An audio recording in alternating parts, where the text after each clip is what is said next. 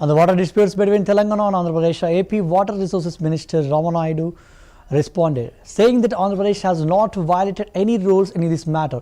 While talking to the CBR News in Delhi, he mentioned that the state has only utilized the share of water allocated to it. Ramanaidu further explained that the central government is also fully aware of all these issues.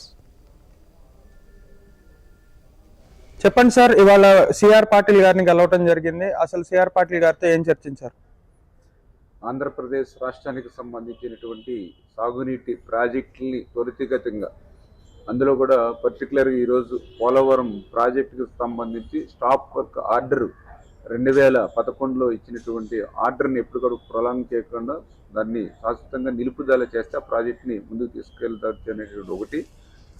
రెండవది, ఆ పోలవరంకి సంబంధించి right main canal, left main కెనాల్కి సంబంధించినటువంటి అంచనా వ్యయం పెరిగిన దాన్ని కూడా దృష్టిలో పెట్టుకుని ఆ యొక్క పోలవరం సాయాన్ని పెంచమని చెప్పడం ఒకటి కోరడం జరిగింది.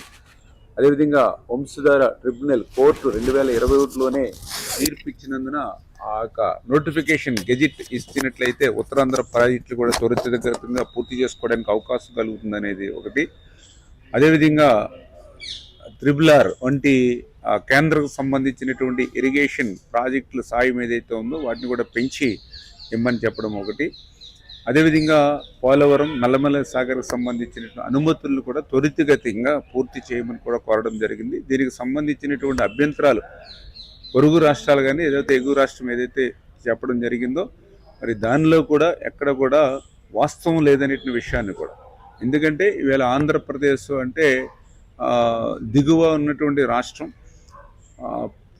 ఏదైతే ఈ రాష్ట్రం నిర్మాణం చేసుకునేటువంటి ప్రాజెక్టు, అందులో కూడా గోదావరి వరద జలాలను బేస్ చేసుకుని రికార్డు చూసినట్లయితే గత 50 సంవత్సరాల్లో 153,000 టీఎంసీల నీరు వృధాగా సముద్రంలో కలిసిపోయింది.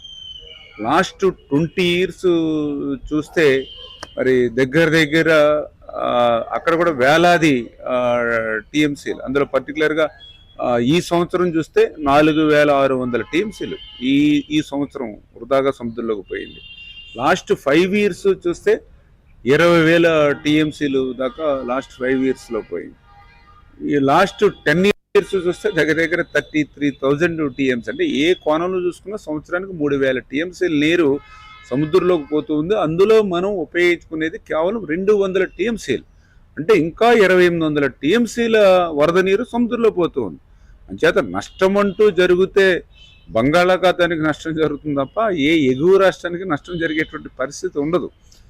అదేవిధంగా రాష్ట్ర విభజన జరిగిన తర్వాత మనం కూడా చూసాం, తెలంగాణ రాష్ట్రానికి సంబంధించి సమ్మక్క కానీ, సీతారాం సాగర్ కానీ, కాళేశ్వరం కానీ ఇటువంటి ప్రాజెక్టులన్నీ కూడా సిడబ్ల్యూసి ఏ రకంగా అయితే అనుమతులు ఇచ్చిందో అదే రకంగా ఈ పోలవరం ప్రాజెక్టుకి కూడా అటువంటి అనుమతులు ఇవ్వాల్సిన అవసరం కూడా ఉంది. ఎందుకంటే ఎగువ రాష్ట్రం ప్రాజెక్టుల నిర్మాణం చేస్తే ఎంతో కొంత నష్టం దిగువ ఉన్నటువంటి రాష్ట్రానికి రావచ్చేమో, కానీ దిగువనున్నటువంటి రాష్ట్రం మీ వరద జలాల మీద నిర్మాణం చేసుకుంటే ఏ రాష్ట్రానికి కూడా నష్టం వచ్చేటువంటి పరిస్థితి లేదు. అంచేత వాళ్ళు ఏ రకంగా కాళేశ్వరం ఇట్లాంటి ప్రాజెక్టులకు ఏ రకంగా సిడబ్ల్యూసి ఇచ్చారో అదేవిధంగా దీనికి కూడా అనుమతులు కూడా త్వరితగతిని కూడా ఇమ్మని కూడా చాలా క్లియర్గా ఈరోజు తెలియజెప్పడం జరిగింది. Thank you.